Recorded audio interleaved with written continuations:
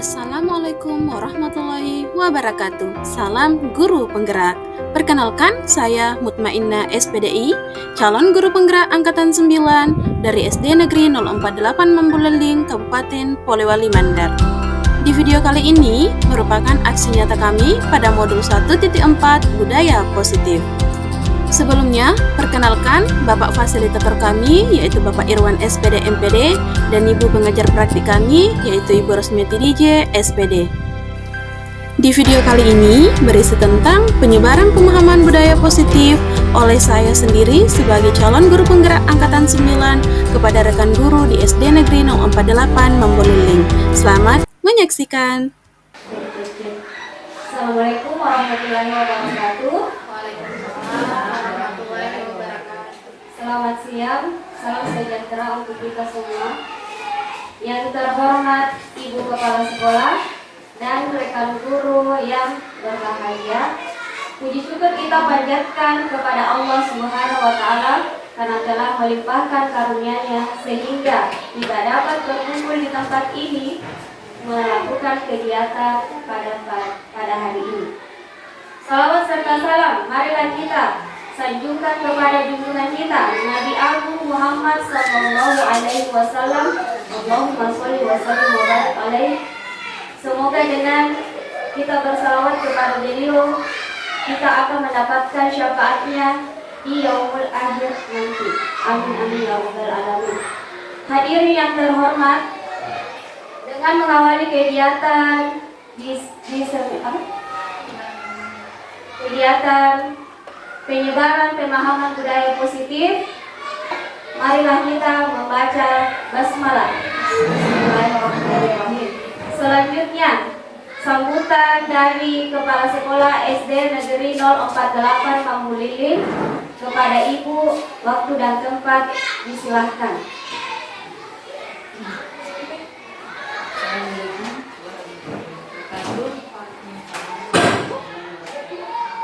Pagi menjelang siang,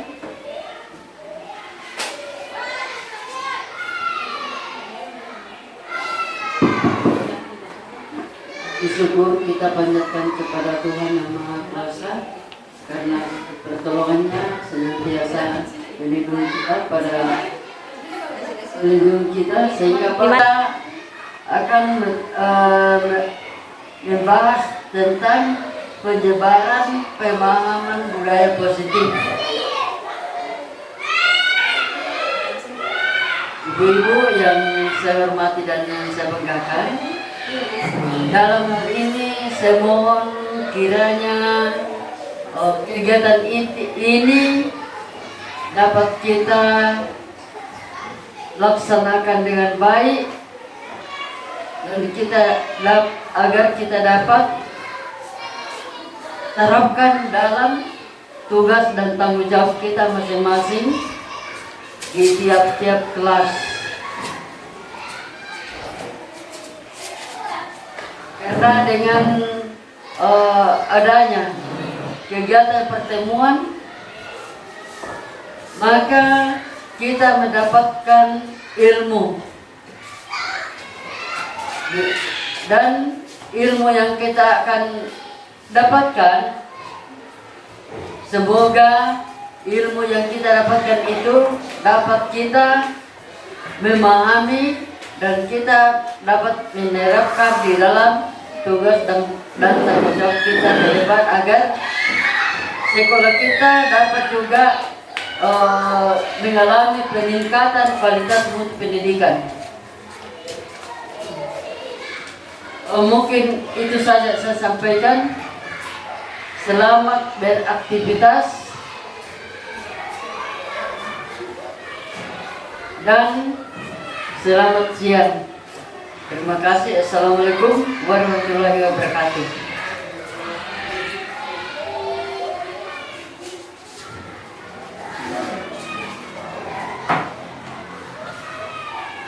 Selanjutnya, pemaparan materi oleh calon guru penggerak kepada Ibu Mutmainnah SPDI GR, dipersilakan.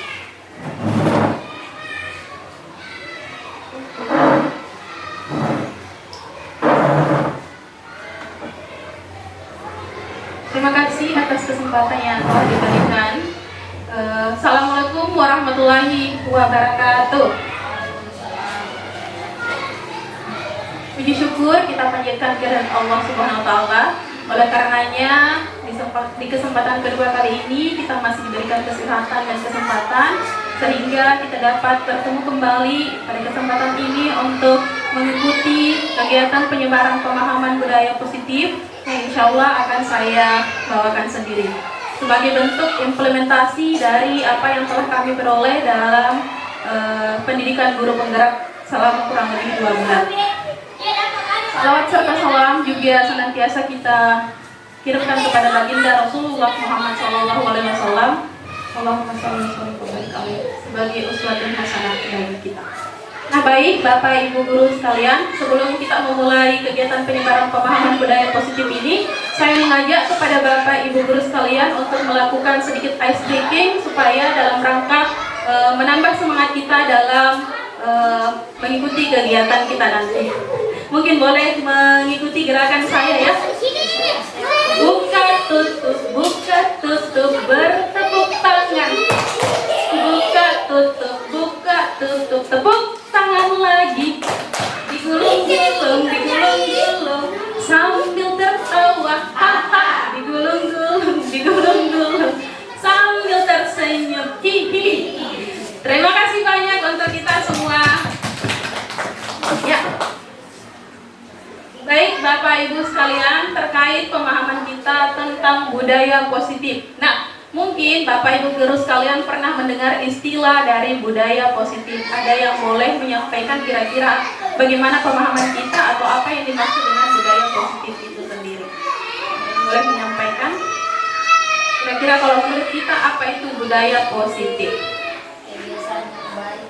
Ya, kebiasaan yang baik, betul sekali. Jadi budaya positif sesuai yang disampaikan tadi sama Ibu Nurmia, jadi adalah kebiasaan-kebiasaan yang baik yang dilakukan berdasarkan prinsip berpihak pada murid agar mereka dapat berkembang menjadi pribadi yang sesuai dengan profil pelajar Pancasila. Nah, profil pelajar Pancasila, kembali saya ingatkan, ada 6 dimensi dalam profil pelajar Pancasila, yaitu beriman dan bertakwa kepada Tuhan Yang Maha Esa, berakhlak mulia, berkebinekaan global, gotong royong, mandiri, bernalar kritis, dan kreatif. Nah, diharapkan nanti setelah kita mampu menerapkan budaya-budaya positif yang ada di sekolah ini, kita mampu menumbuh kembangkan karakter-karakter anak yang baik menuju kepada profil pelajar Pancasila. Dan tentunya dibutuhkan kolaborasi yang baik antar berbagai rekan sejawat maupun pimpinan dan juga kolaborasi dengan orang tua maupun murid agar penerapan budaya positif dapat berjalan dengan maksimal. Nah, ada 7 konsep utama dalam budaya positif. Yang pertama, ada perubahan paradigma belajar. Yang kedua, disiplin positif. Yang ketiga, kebutuhan dasar manusia. Yang keempat, motivasi perilaku manusia. Yang kelima, posisi kontrol guru. Yang keenam, keyakinan kelas. Dan yang ketujuh, segitiga restitusi. Terkait konsep utama yang pertama dalam penerapan budaya positif, yaitu perubahan paradigma belajar. Nah, perubahan paradigma belajar ini adalah pembelajaran yang dirancang berdasarkan prinsip pembelajaran berdiferensiasi. Apa itu berdiferensiasi? Yaitu pembelajaran di mana kita mampu memenuhi kebutuhan-kebutuhan yang diinginkan oleh murid-murid kita. Misalnya, murid kita ingin merasa nyaman dalam pembelajaran, maka sebaiknya kita sebagai guru menciptakan lingkungan belajar yang nyaman bagi peserta didik. Atau misalnya murid-murid ingin merasa gembira di dalam pembelajaran, maka kita boleh memberikan ice breaking ataupun permainan-permainan yang sifatnya sebagai pembelajaran agar anak didik kita semakin semangat di dalam pembelajaran. Jadi kalau dulu kita masih menerapkan pembelajaran yang bersifat atau berpusat kepada guru, nah diharapkan dalam perubahan paradigma belajar ini kita mampu menerapkan pembelajaran yang berpusat kepada siswa atau student center. Selanjutnya, teori kontrol. Nah, di sini saya minta tolong atau memohon kepada rekan bapak, maaf ibu-ibu semua, ternyata tidak ada bapak-bapak. Ibu-ibu semua secara berpasangan, mungkin ada yang bertindak sebagai A, mengepal tangannya, kemudian ada yang bertindak sebagai B, sebagai pelaku yang akan berusaha dengan keras membuka tangan si A. Mungkin boleh kita lakukan. Jadi si A nanti ini akan mengepal tangannya, dia seolah-olah menggenggam sebuah atau sesuatu yang berharga di tangannya, kemudian si B dengan segala cara berupaya untuk membuka tangan si A. Dengan cara membujuk, menawari, atau atau mungkin boleh juga digelitik, pokoknya dengan sekuat cara dia berusaha membuka tangan atau kepalan tangan si A. Mungkin boleh dipraktikan Bapak Ibu? Oke? 1 2 kita oke, kita yang berarti sebagai A ya. Oke. 3. Jadi saya akan dengan berusaha sekuat tenaga untuk membuka kepalan tangan si A. Apapun caranya. Oh. Ternyata tidak bisa dibuka ya. Oke, baik, terima kasih Bapak yang meluruskan ya. Nah, ternyata apa tujuan daripada kegiatan yang kita lakukan tadi? Sesungguhnya siapa yang sebenarnya memegang kendali atau kontrol untuk mampu membuka ataupun menutup tangan kita? Mungkin Bapak Ibu guru bisa memberikan tanggapan, kira-kira siapa yang betul-betul atau siapa yang sebenarnya memegang kendali? Apakah si A? Ya, berdasarkan tadi. Si A. Oke, baik. Betul sekali kata teman-teman semua, luar biasa pemahamannya, berarti sudah paham ya terkait teori kontrol. Ternyata yang memiliki kendali penuh terhadap kontrol diri kita adalah tentunya diri kita sendiri. Nah, seperti itu pula lah yang terjadi sebenarnya pada diri anak. Terkadang kita miskonsepsi terkait teori kontrol ini, kita selalu merasa bahwa kita dapat mengontrol perilaku anak. Tetapi sebenarnya itu hanya itu hanya ilusi kita. Sebenarnya yang dapat mengontrol perilaku anak itu ya anak itu sendiri, berdasarkan dengan apa yang ia butuhkan pada saat itu, ya. Jadi tugas kita adalah bagaimana nantinya menumbuh kembangkan motivasi yang ada dalam diri anak agar dia dapat mengontrol dirinya menjadi pribadi yang lebih baik. Seperti itu. Selanjutnya, disiplin positif. Kira-kira Bapak Ibu bisa menyampaikan apa itu disiplin positif? Menurut yang dipahami Bapak Ibu, disiplin positif itu apa? Disiplin positif. Kalau menurut Bapak Ibu, kira-kira disiplin itu apa? Disiplin positif. Tertib, oke, bagus. Tertib ya. Jadi disiplin positif adalah perilaku atau sikap yang meyakini nilai-nilai kebajikan yang mampu diterapkan dalam kehidupan sehari-hari. Artinya di sini kita harapkan baik murid kita ataupun diri kita sendiri itu mampu menerapkan nilai-nilai kebajikan di dalam kehidupan kita sehari-hari. Nah, nilai-nilai kebajikan apa yang wajib kita terapkan dalam kehidupan sehari-hari? Tentunya nilai-nilai yang baik. Misalnya nilai yang sesuai dengan profil pelajar Pancasila, nilai ketuhanan, nilai kemanusiaan, nilai tanggung jawab, toleransi, saling menghormati, dan semua nilai-nilai baik yang dapat kita terapkan dalam kehidupan sehari-hari. Selanjutnya, kebutuhan dasar manusia. Nah, Bapak Ibu guru sekalian, kebutuhan dasar manusia ini adalah segala sesuatu yang kita lakukan untuk mendapatkan apa yang kita inginkan. Seluruh tindakan yang kita lakukan itu sebenarnya memiliki tujuan tertentu, dan semua usaha yang terbaik kita lakukan itu adalah dalam rangka memenuhi kebutuhan dasar kita. Nah, seringkali kita mendapati kasus anak-anak melakukan pelanggaran. Kalau kita tidak mengerti terkait kebutuhan manusia, dasar manusia apa yang ingin dipenuhi oleh anak tersebut, maka kita langsung dengan secara spontan memberikan hukuman atas pelanggaran yang diberikan anak tersebut. Tetapi ternyata kalau kita pelajari lebih lanjut, kita pelajari lebih dalam, ternyata anak tersebut berbuat pelanggaran karena dia berusaha memenuhi kebutuhan dasarnya. Nah, di sini sudah ada contoh kasus, boleh kita pecahkan dengan bersama-sama. Bu Ambar adalah wali kelas 4 di SD Pelita. Ia sedang bingung menghadapi ulah salah satu murid di kelasnya yang bernama Doni. Beberapa anak di kelas 4 telah datang padanya dan mengeluhkan Doni yang seringkali meminta bekal makan siang dengan cara paksa. Nah, pertanyaannya di sini, jika kita bertindak menghadapi situasi seperti Bu Ambar, kira-kira apa yang akan kita lakukan kepada Doni? Lantas, kira-kira apa pula alasan Doni melakukan hal tersebut?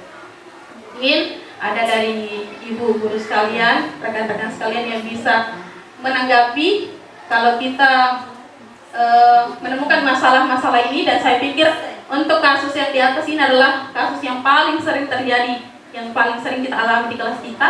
Kira-kira bagaimana sikap kita sebagai ibu Ambar jika kita melihat kasus ini? Mungkin ada yang bisa memberikan tanggapan. Apa yang akan kita lakukan kepada ibu Ambar, kepada Doni? Apakah kita langsung memberikan hukuman kepada Doni? Bertanya dulu kepada siswa. Bertanya kepada siswa. Iya, bahwa kenapa melakukan hal seperti itu. Kemudian kalau kira-kira apa alasan Doni, menurut Anda kira-kira apa alasan Doni? Mungkin karena yang tadi dijelaskan bahwa itu karena ini memenuhi kebutuhan dasar dari si Betul sekali, luar biasa yang disampaikan sama Ibu Nurmia ya. Begitu juga dengan teman-teman yang lain, bahwa ternyata kalau kita mendapati kasus seperti ini, kita tidak boleh serta-merta langsung memberikan hukuman kepada siswa tersebut. Kita harus mencari tahu terlebih dahulu latar belakang atau alasan mengapa Doni melakukan hal tersebut. Bisa jadi alasan Doni melakukan hal tersebut karena ia berusaha ingin memenuhi kebutuhan dasarnya. Dan ternyata ada 5 kebutuhan dasar manusia. Yang pertama, kebutuhan untuk bertahan hidup. Biasanya dalam kebutuhan untuk bertahan hidup ini berupa makanan, pakaian, tempat tinggal, keamanan, ataupun kesehatan. Kemudian kebutuhan akan kasih sayang itu berupa rasa ingin diterima, berbagi, dipedulikan, kerjasama, ataupun menjadi bagian dari kelompok. Kebutuhan akan kekuasaan ataupun pengakuan berupa harga diri, keinginan untuk dianggap, memimpin, ataupun mau diakui karena berprestasi. Selanjutnya, kebutuhan akan kebebasan. Jadi biasanya kita ataupun anak-anak kita, kalau kita ingin memenuhi kebutuhan kita di bagian kebebasan, dia akan sifatnya mandiri, kemudian selalu memiliki pilihan dan terus mencoba hal-hal baru. Dan biasanya dia mengandalkan kemampuannya sendiri. Kemudian kebutuhan dasar yang kelima, yaitu kebutuhan dasar akan kesenangan. Nah, setiap manusia, baik murid kita ataupun diri kita sendiri, ingin memenuhi kebutuhan kita di bagian kesenangan. Biasanya orang-orang akan ingin selalu bermain, ingin selalu tertawa, bahagia, antusias, ataupun bersemangat. Jadi itulah 5 kebutuhan dasar manusia. Nah, terkait tadi contoh kasus yang sudah kita jawab di depan tadi, nah ternyata dalam konteks penerapan budaya positif ini, sebaiknya yang dilakukan Ibu Ambar, betul tadi kata teman-teman semua, mencari tahu dahulu alasan mengapa Doni melakukan tindakan tersebut, agar mengetahui kebutuhan mana yang kira-kira sedang berusaha dipenuhi oleh Doni. Jika sekiranya Doni ingin memenuhi kebutuhannya pada bagian ingin bertahan hidup, maka alasan Doni melakukan hal tersebut tadi, mengambil bekal makan siang temannya karena Doni merasa lapar dan mungkin orang tuanya tidak membawakan bekal makan siang. Kemudian jika Doni ingin memenuhi kebutuhannya pada bagian kasih sayang, mungkin alasan Doni melakukan hal tersebut karena ingin diperhatikan oleh teman, guru, ataupun orang tuanya, karena mungkin dia tidak mendapatkan hal tersebut di rumahnya. Kemudian jika Doni ingin memenuhi kebutuhannya pada bagian kekuasaan, alasan Doni mungkin karena dia merasa hebat, karena temannya jadi takut dan apapun yang dia inginkan akan dituruti oleh temannya. Kemudian jika Doni ingin memenuhi kebutuhannya pada bagian kebebasan, alasan Doni melakukan hal tersebut bisa saja karena Doni merasa bosan dengan bekal yang itu-itu saja dibawa setiap hari, sehingga dia melakukan pengambilan paksa bekal temannya agar dia bisa merasakan bekal dengan rasa yang lain. Oke. Kemudian pada bagian memenuhi kebutuhan pada bagian kesenangan, mungkin saja alasan Roni itu karena dia hanya iseng atau main-main, karena dia sangat menikmati ekspresi teman-temannya yang sedang kesal. Jadi itulah kira-kira alasan yang mungkin akan dilontarkan kepada murid kita jika mendapati kasus-kasus tersebut. Jadi hendaknya kita mencari tahu dahulu kebutuhan apa yang ingin dipenuhi oleh siswa, baru kita dapat menentukan keputusan ataupun kebijakan yang akan kita berikan kepada siswa tersebut. Selanjutnya ada 3 motivasi perilaku manusia. Yang pertama yaitu motivasi karena hukuman. Nah, biasanya manusia itu akan berperilaku karena dia merasa takut akan hukuman yang akan diberikan, atau karena untuk menghindari ketidaknyamanan. Biasanya akan terbesit dalam pikiran kita apa yang akan terjadi jika kita tidak melakukannya. Nah, ternyata motivasi berupa hukuman ini adalah motivasi yang bersifat dari luar atau motivasi eksternal. Ya, misalnya kalau dalam kehidupan sehari-hari, kalau sebagai kita sebagai guru, kalau kita termotivasi karena hukuman, misalnya kita mau segera cepat-cepat atau buru-buru ke sekolah karena kita takut ditegur oleh kepala sekolah. Jadi motivasi yang hal tersebut tidak kurang tepat kita tumbuh kembangkan dalam diri kita karena sifatnya hanya sementara dan kurang baik efeknya. Kemudian motivasi yang kedua adalah adanya penghargaan. Nah, ternyata bahkan ini terjadi juga pada diri saya sendiri ya. Sebelum kami mengikuti pendidikan guru penggerak ini, seringkali saya memberikan penghargaan atau reward kepada siswa atas apa yang mereka lakukan. Tetapi ternyata apa yang saya lakukan selama ini ternyata kurang tepat. Ternyata dengan pemberian penghargaan ataupun reward itu justru membuat siswa kita menjadi tergantung. Dia akan selalu merasa berpikiran apa yang akan saya dapatkan jika saya melakukannya. Sehingga kalau kita sudah tidak mampu memberikan apa atau reward ataupun hadiah kepada siswa, maka mungkin saja siswa sudah tidak mau berperilaku seperti apa yang kita inginkan. Nah, ternyata motivasi penghargaan ini juga merupakan motivasi dari luar. Lantas motivasi seperti apa yang sebaiknya kita tumbuh kembangkan pada diri anak? Yaitu motivasi restitusi. Motivasi restitusi ini adalah motivasi intrinsik atau motivasi yang berasal dari diri kita sendiri, di mana kita akan selalu berpikiran kira-kira nantinya saya akan menjadi apa jika saya melakukannya. Saya ambil contoh, misalnya kalau kita memiliki motivasi restitusi atau motivasi yang bersumber dari dalam diri kita sendiri, misalnya kalau kita ingin ke sekolah, kita tidak akan takut kalau kita ke sekolah dengan tepat waktu atau buru-buru. Kita tidak akan takut dengan teguran dari kepala sekolah, ataupun kita juga tidak memiliki tujuan ke sekolah karena ingin dipuji oleh kepala sekolah, tetapi karena kita ingin menjadi teladan bagi diri kita sendiri. Jadi itu adalah motivasi restitusi, bukan untuk orang lain tetapi untuk diri kita sendiri. Dan motivasi restitusi inilah yang sebenarnya sangat dibutuhkan dalam menerapkan disiplin positif, baik bagi diri kita sendiri maupun bagi anak didik kita. Selanjutnya, istilah hukuman dan konsekuensi. Nah, terkait dua istilah ini, hukuman dan konsekuensi, seringkali bahkan saya sendiri selalu menyamakan kedua istilah ini, tetapi ternyata keduanya berbeda. Kalau kita lihat dari hukuman, ternyata hukuman itu bersifat tidak terencana ataupun tiba-tiba, dan biasanya bersifat dari satu arah saja, artinya hanya dari guru itu saja. Nah, karena bersifat dari satu arah, otomatis siswa tidak akan tahu apa yang akan terjadi jika dia melakukan pelanggaran. Sedangkan konsekuensi itu sifatnya lebih terencana dan telah disepakati oleh guru ataupun siswanya. Karena telah disepakati oleh siswanya, maka pastinya siswa akan tahu konsekuensi apa yang seharusnya dia dapatkan ketika dia melanggar aturan yang sudah diberlakukan.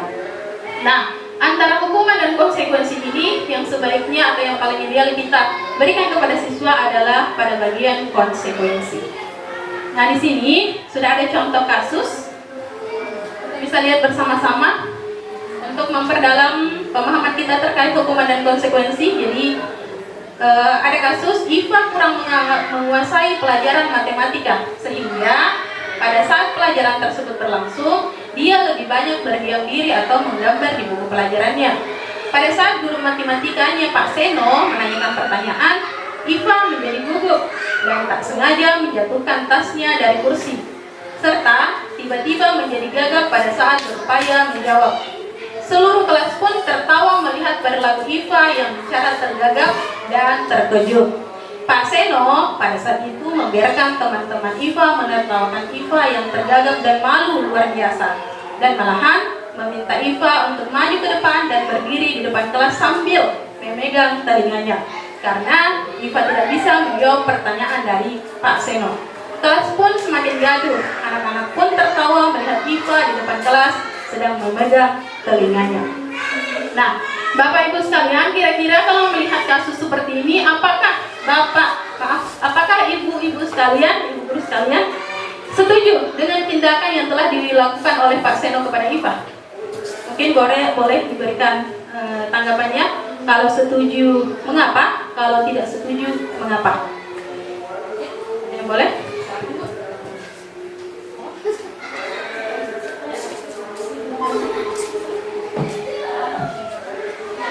Setuju atau tidak dengan tindakannya Pak Seno yang membiarkan teman-temannya menertawakan Iva dan berdiri? Oke, terima kasih. Menurut saya, tindakan yang dilakukan oleh Pak Seno itu saya tidak setuju, karena Pak Seno ini tanpa sadar bahwa dia tidak memperhatikan, tidak adanya rasa simpati kepada Iva yang mungkin karena ada satu kesalahan yang tidak bisa menjawab, maka Iva mendapatkan hukuman yang seharusnya dia tidak dapatkan hanya karena tidak tahu menjawab pertanyaan dari Pak Seno.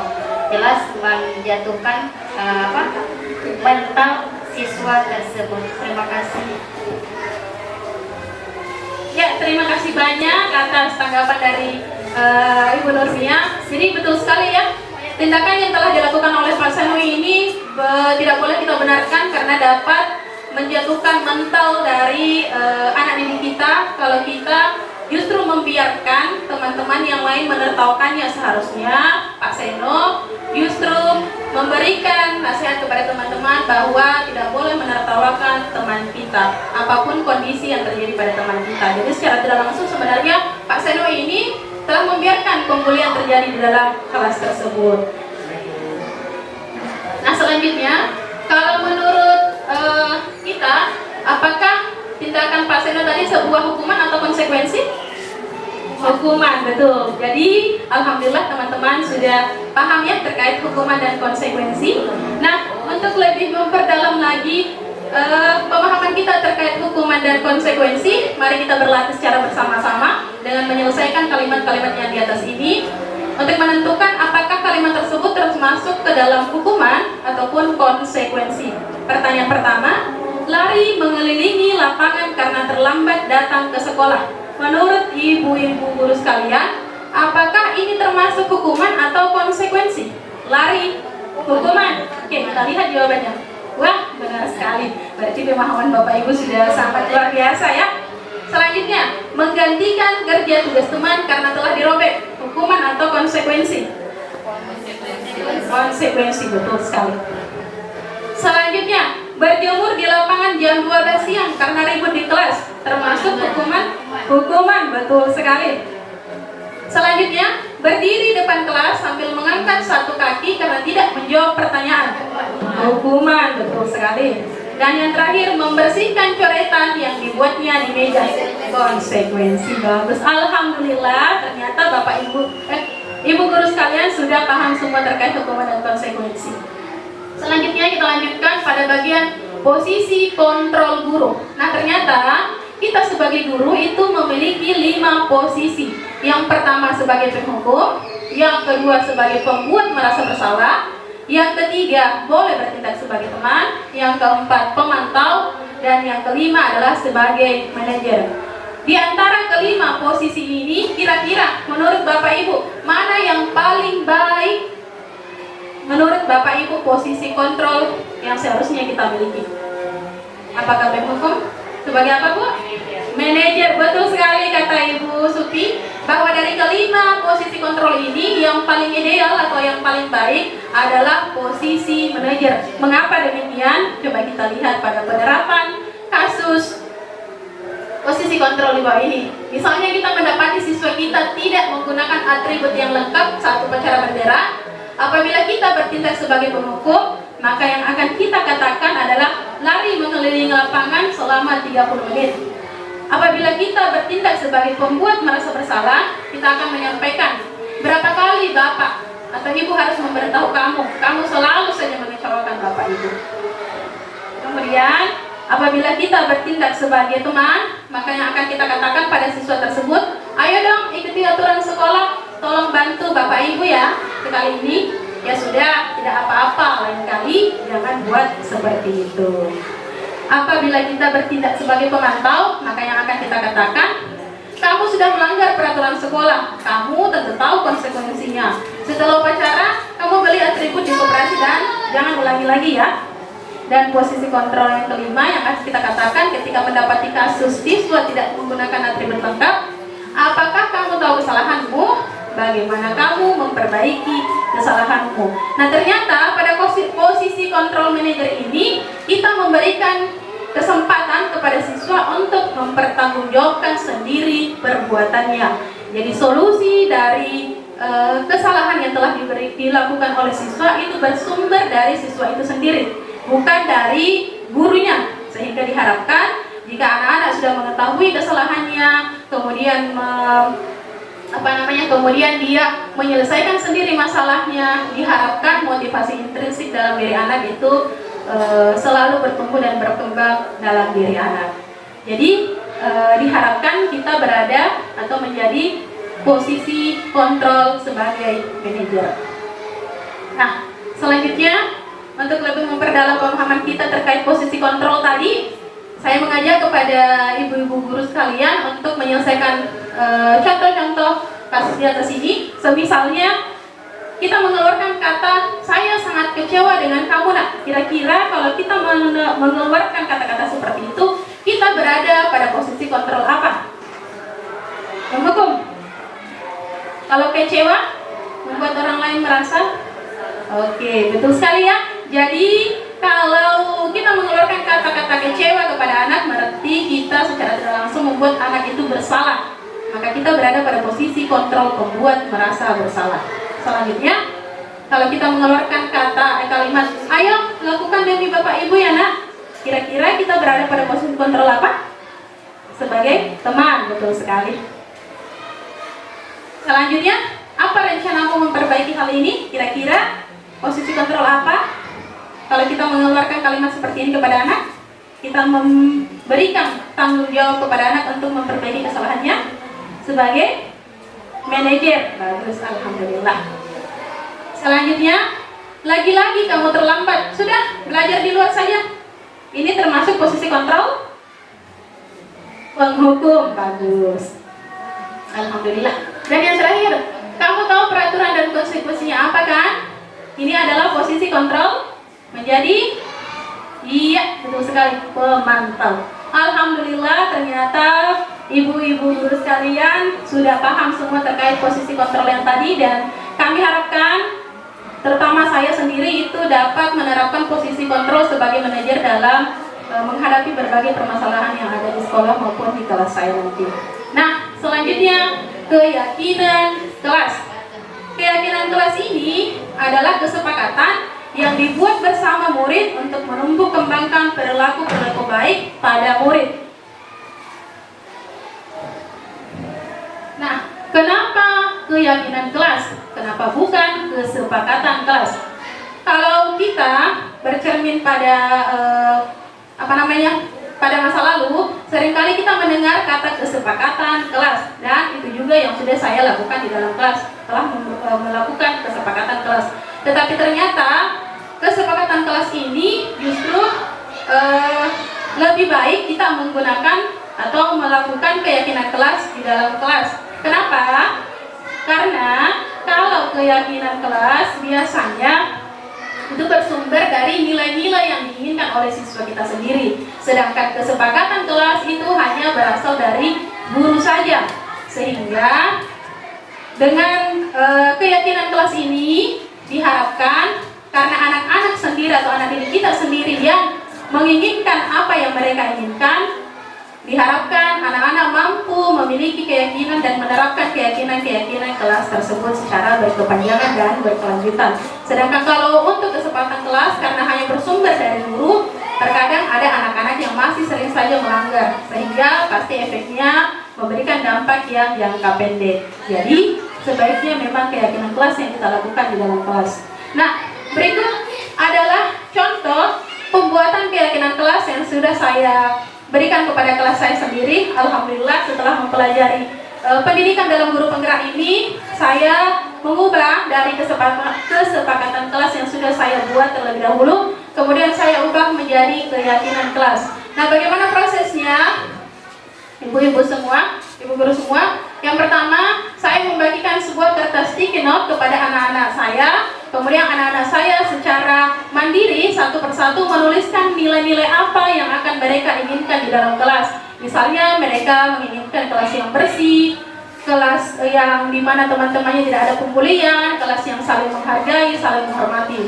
Setelah itu mereka menempelkannya dalam sebuah papan.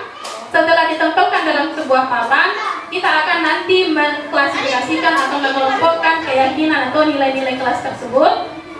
Lalu setelah dikelompokkan, kan ternyata biasanya itu ada anak-anak yang sama kalimatnya, maka kita jadikan satu saja supaya tidak terlalu banyak. Setelah itu kita ubah redaksi kalimat yang bernada negatif menjadi kalimat positif. Yang seperti apa yang bernada negatif? Yaitu kalimat yang memiliki ciri menggunakan kata tidak boleh ataupun dilarang. Ternyata pembuatan keyakinan kelas ini kita juga dianjurkan untuk tidak menggunakan kalimat-kalimat negatif. Misalnya, tidak boleh membuang sampah di dalam kelas. Kita bisa ubah ke dalam kalimat positif menjadi buanglah sampah pada tempatnya. Atau tidak boleh mengganggu teman. Kita ubah kalimatnya ke dalam saling menghargai dan menghormati antar teman. Sehingga setelah kita mengubah kalimat negatif menjadi kalimat positif, kemudian kita suruh kembali anak-anak menuliskan keyakinan-keyakinan kelas yang bersifat positif dalam sebuah papan keyakinan kelas. Lalu jangan lupa diberikan tanda bukti bahwa anak-anak tersebut dilibatkan langsung dalam pembuatan keyakinan tersebut berupa tanda tangan atau untuk kelas rendah berupa cap jempol boleh. Ya, karena anak kelas-kelas rendah itu biasanya belum mampu membuat tanda tangan.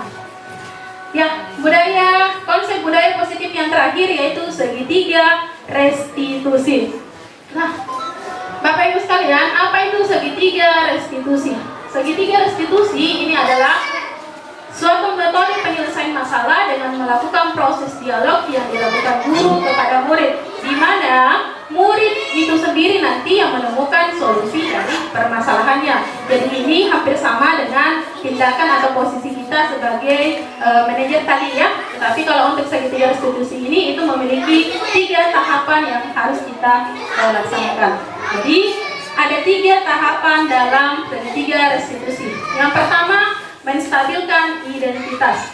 Pada tahap ini biasanya kan kalau anak-anak melakukan pelanggaran, seringkali kita justru tambah jatuhkan mentalnya. Dia tidak mendapat dukungan dari siapapun. Nah, pada bagian menstabilkan identitas ini biasanya kita berikan dukungan mental kepada anak-anak agar anak yang tadinya mendapat identitas gagal bisa kembali berubah menjadi identitas baru. Jadi kita stabilkan perasaannya dengan memberikan dukungan atau kata-kata yang seperti ini. Nah, berbuat salah itu tidak apa-apa. Tidak ada manusia yang sempurna. Ibu guru juga pernah melakukan kesalahan seperti itu. Kamu berhak merasa seperti itu. Jadi inilah kurang lebih kata-kata yang akan kita sampaikan kepada anak kalau kita ingin menstabilkan perasaan mereka. Selanjutnya, tahap kedua dalam segitiga restitusi adalah validasi tindakan yang salah. Nah, setelah kita menstabilkan perasaan mereka, maka kita akan mengkonfirmasi tindakan mereka yang salah. Biasanya, anak akan melakukan tindakan yang salah karena tadi kembali kepada ingin memenuhi kebutuhan dasarnya. hal yang kita katakan kepada anak biasanya dapat berupa maaf, padahal kamu bisa melakukan yang lebih buruk dari ini. Kamu pasti punya alasan mengapa kamu melakukan hal tersebut. Kamu patut bangga nak, karena kamu telah memenuhi sesuatu yang penting bagi kamu. Selanjutnya, pada tahap ketiga yaitu menanyakan keyakinan. Nah, pada tahap menanyakan keyakinan inilah posisi guru nanti yang akan membimbing anak atau memberikan anak kesempatan untuk mempertanggungjawabkan kesalahannya. Jadi, konsekuensi ataupun apapun yang telah dilakukan oleh anak, solusinya itu bersumber dari anak itu sendiri. Nah, peran kita sebagai guru apa? Kita akan mengajar atau membimbing anak bagaimana anak itu sendiri nanti yang menemukan solusinya. Biasanya, kata-kata yang kita lontarkan kepada anak untuk menanyakan keyakinan, apa nilai-nilai yang telah kita sepakati? Yang tadi kembali kepada keyakinan kelas. Jadi tetap sebelumnya sebaiknya kita lakukan atau buat dulu keyakinan kelas pada awal mulai pembelajaran, sehingga pada akhirnya nanti kita bisa menyelesaikan masalah-masalah yang terjadi pada anak melalui penerapan segitiga restitusi ini. Kemudian apa bayangan kita tentang kelas yang ideal? Kamu mau menjadi orang yang seperti apa nak? Atau apa upaya kamu untuk memperbaiki kesalahan tersebut?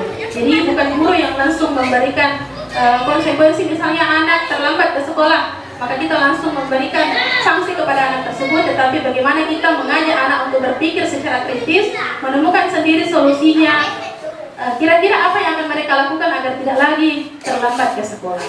Seperti itu Bapak Ibu. Nah, berikut adalah contoh penerapan segitiga restitusi yang telah saya lakukan di kelas.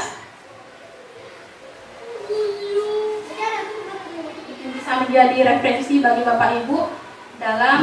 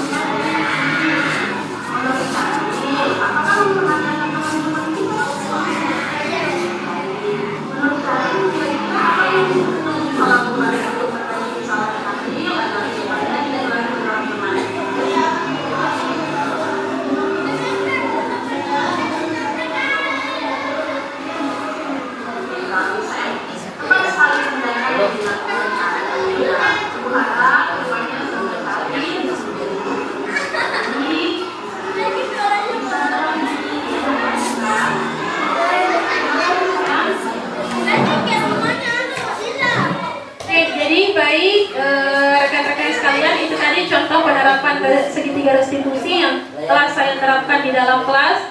Semoga Bapak Ibu guru sekalian juga bisa menerapkan segitiga restitusi dalam menyelesaikan berbagai permasalahan-permasalahan yang terjadi pada anak didik kita. Terakhir, sebagai kesimpulan daripada kegiatan kita di siang hari ini, jadi budaya positif itu sangatlah penting untuk kita terapkan dalam pembelajaran di sekolah, di lingkungan kita, ataupun khususnya di dalam kelas kita. Kenapa? Karena dengan penerapan budaya positif tersebut diharapkan nantinya karakter-karakter baik anak dapat terbentuk sesuai dengan profil pelajar Pancasila.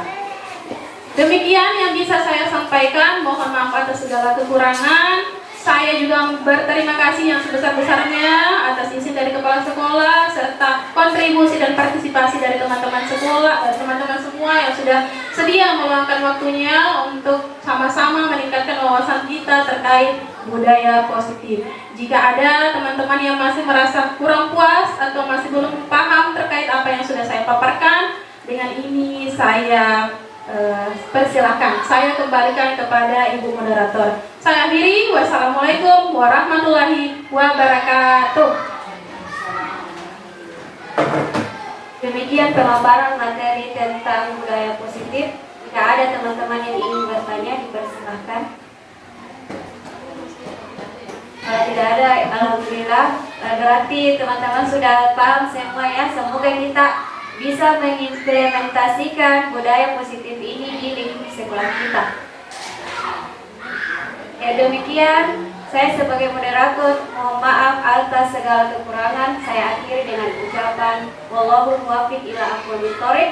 Wassalamualaikum warahmatullahi wabarakatuh.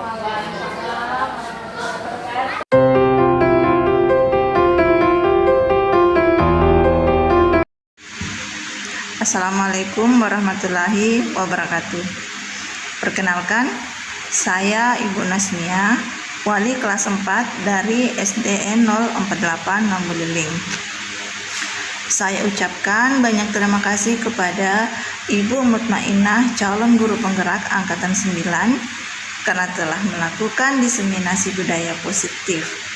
Saya jadi tahu bahwa untuk membuat keyakinan kelas yang benar, nilai-nilainya bersumber dari siswa, bukan dari guru saja. Dan insya Allah nanti akan kami terapkan juga di dalam kelas. Sekali lagi saya ucapkan banyak terima kasih kepada Ibu Mutmainnah. Assalamualaikum warahmatullahi wabarakatuh. Perkenalkan, nama saya Bu Ina Aki, guru kelas 5. Setelah mengikuti diseminasi budaya positif yang disampaikan oleh calon guru penggerak Ibu Mutmainnah, saya jadi tahu bahwa posisi kontrol yang selama ini saya terapkan kurang tepat. Selama ini saya selalu berada pada posisi kontrol, penghukum, dan sebagai teman. Padahal sebaiknya kita bertindak sebagai manajer, di mana kita tidak menyalahkan atau membenarkan kesalahan siswa, namun kita memberi kesempatan untuk siswa memperbaiki, menemukan sendiri solusi dari permasalahan yang dibuatnya. Terima kasih Bu. Insya Allah kedepannya kami akan terapkan.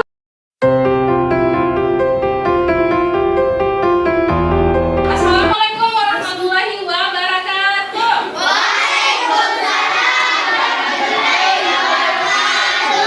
Bagaimana kabarnya hari ini semua?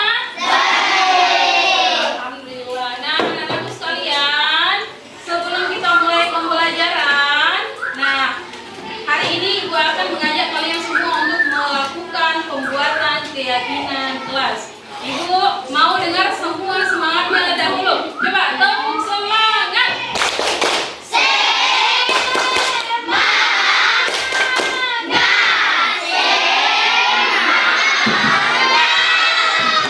Bagus, semangatnya masih bergelora ya. Nah, keyakinan kelas. Ibu mau tanya, ada yang tahu apa itu keyakinan?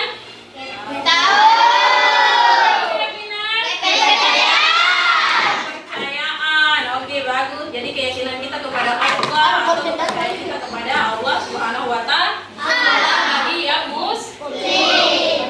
Nah, hari ini kita akan membuat keyakinan kelas kita sendiri dari anak-anakku sendiri yang nanti akan menyampaikan apa yang ingin anak-anakku lakukan di dalam kelas, kemudian akan kita sepakati bersama. Nah, Ibu mau tanya dulu, pernah tidak kalian mendengar aturan tentang penggunaan helm pada saat berkendara? Pernah. Itu termasuk keyakinan atau aturan? Aturan.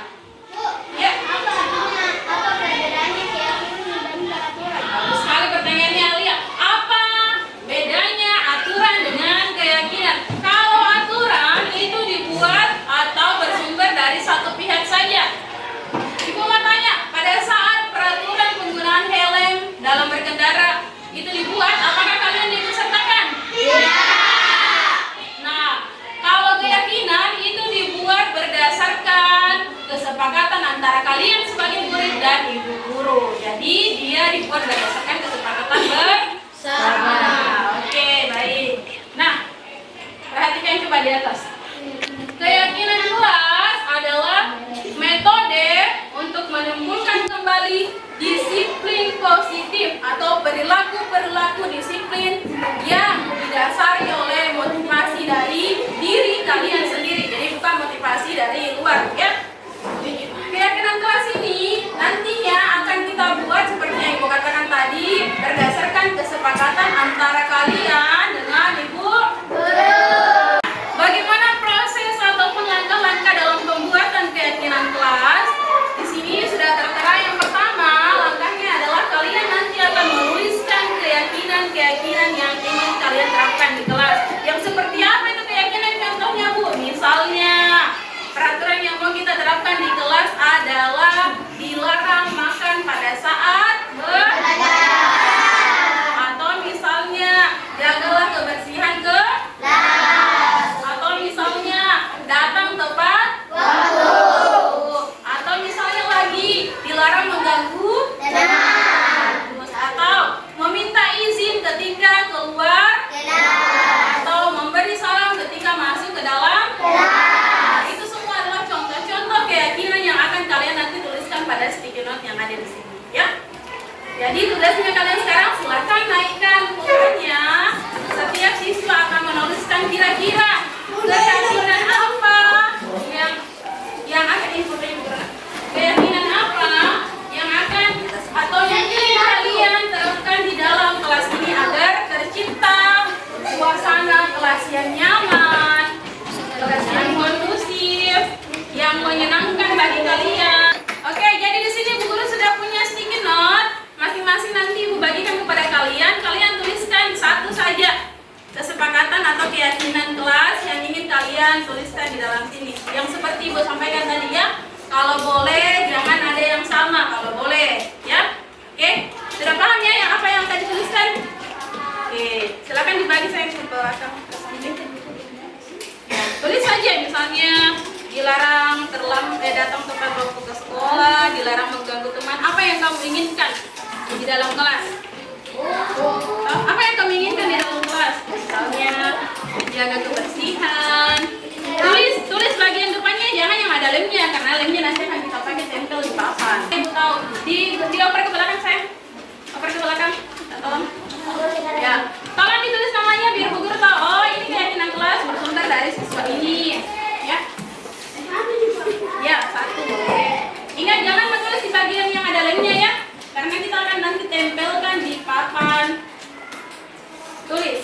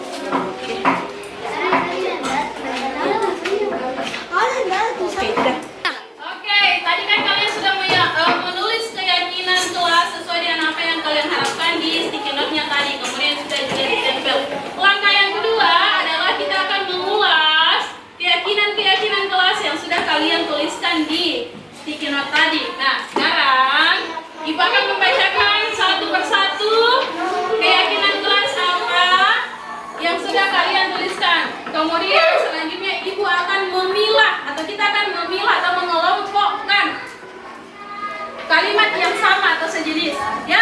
Oke, yang pertama dari Syaril, membuang sampah pada tempatnya, dilarang mengejek. Oke. Yang kedua, menjaga kebersihan. Ini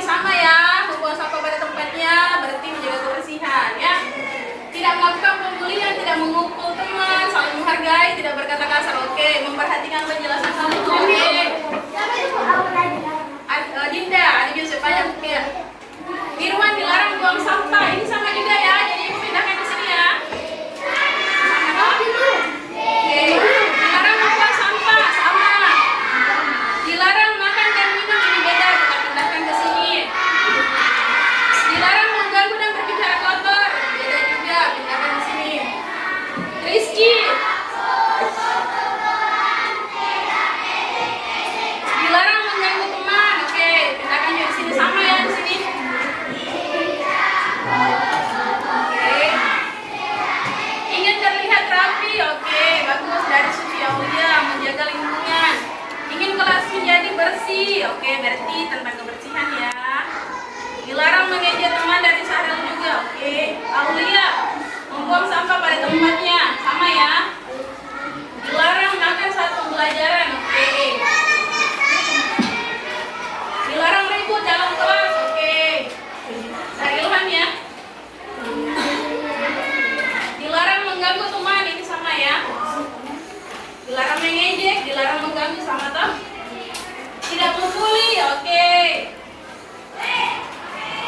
Dari siapa ini? Dari Ihsan. Tidak boleh berbicara kotor. Oke. Dari Yusna, saya ingin semua kelas indah dan bersih. Oke, berarti sama ini yang menciptakan kelas yang menarik. Dilarang mencontek. Dari siapa ini? Oh, dari Rosil. Oke.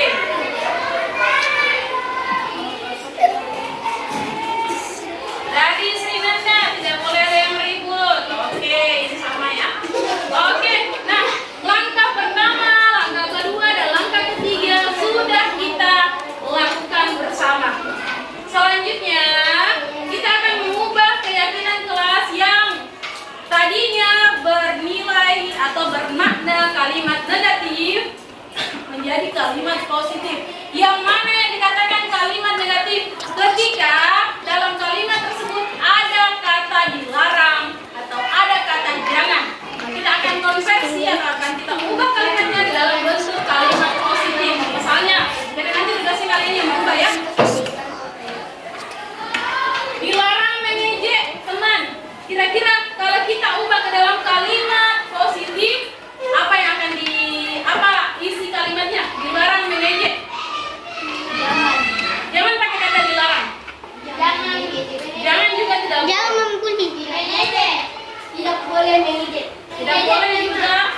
Kalau misalnya kita tidak boleh mengejek teman, berarti kita harus saling ya, jadi kita ganti kalimatnya menjadi saling menghargai. Oke.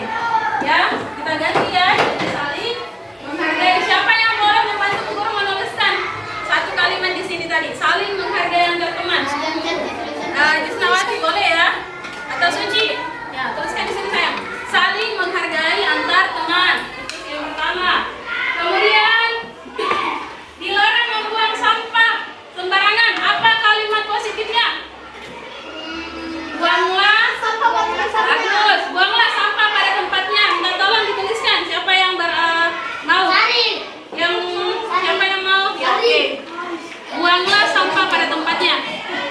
Oke, bagus. Hasil dari yang kalian tuliskan nanti di sini itu akan kita tempelkan di papan keyakinan kelas sebagai kesepakatan bersama. Ya. Jadi kalau boleh tulisannya diperindah, diperbaiki, biar gampang dibaca sama temannya. Kemudian keyakinan kelas lain lagi.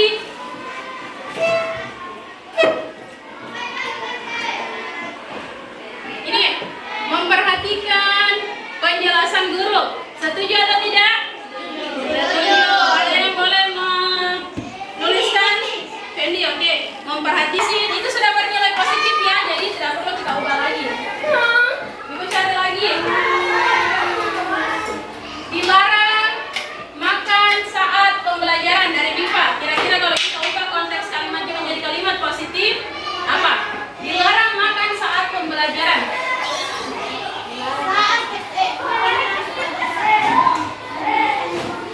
Apa? Jangan. Tidak boleh kata jangan, tidak boleh kata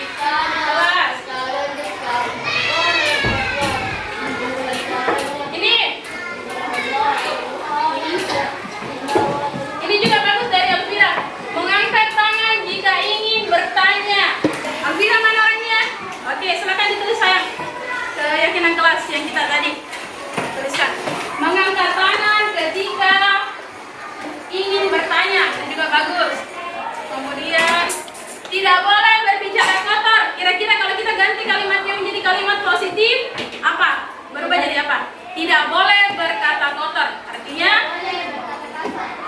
jangan ada kata tidak boleh.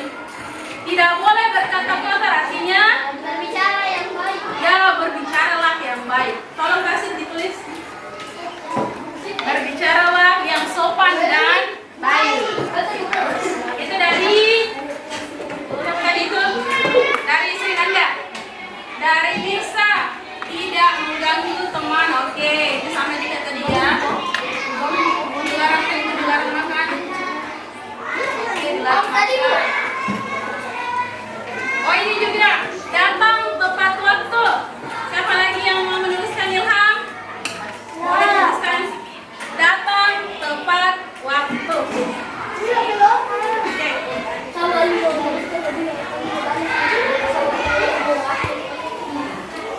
Oke, sudah semua tadi dituliskan? Baik. Jadi semua datang tepat waktu. Tadi lah, tadi tertulis datang tepat waktu. Oke, kita tuliskan datang tepat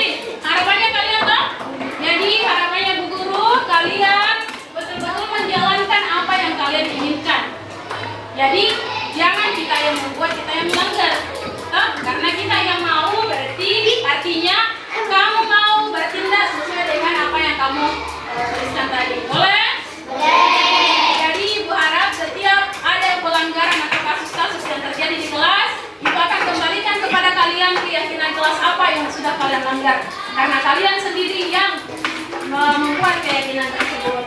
Nah, kalau kita sudah menyepakati keyakinan kelas tersebut dan itu adalah hasil daripada kalian akan menuliskan atau meninggalkan jejak tanda tangan di keyakinan kelas kita ini. Ibu mau masing-masing setiap setiap orang maju ke depan, guru boleh pinjam pulpennya. Atau boleh secara bergantian, secara tertib maju ke depan sini. Yang pertama menuliskan namanya, setelah menuliskan namanya kemudian diberikan tanda. Kita mulai dari perempuan dulu ya, di sini. Oke, silakan maju saya.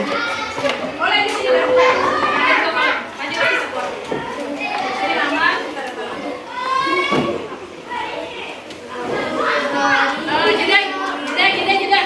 jeda. Ya, sudah lanjut lagi sayang, lanjut. Lanjut lagi nak, lanjut.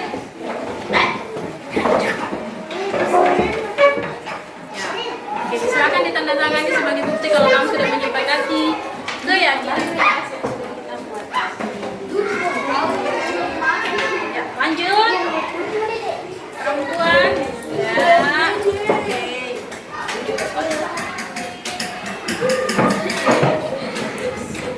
Ya, lanjut. Ya. Ya, oke.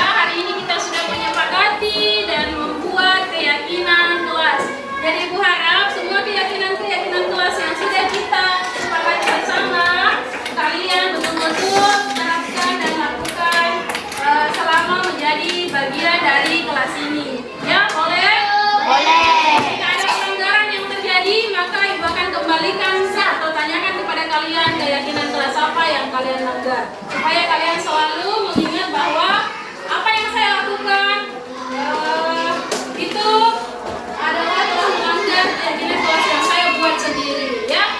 Baik, terima kasih banyak atas perhatiannya anak-anakku semua dan kerjasamanya hari ini. Sama-sama, Bu.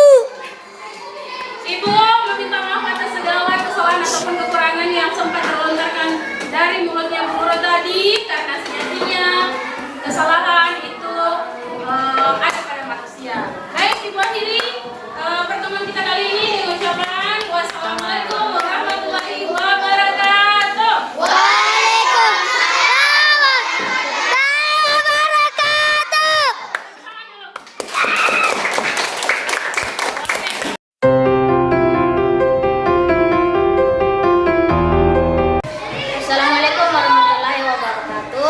Perkenalkan, nama saya Mirza Gayasbari, murid kelas 6. Assalamualaikum warahmatullahi wabarakatuh. Perkenalkan, nama saya Gisliana Putri, siswa kelas 6 SD 48 Manggarai. Assalamualaikum warahmatullahi wabarakatuh. Perkenalkan, nama saya Nova Aura, kelas 6 SD 648 Manggarai.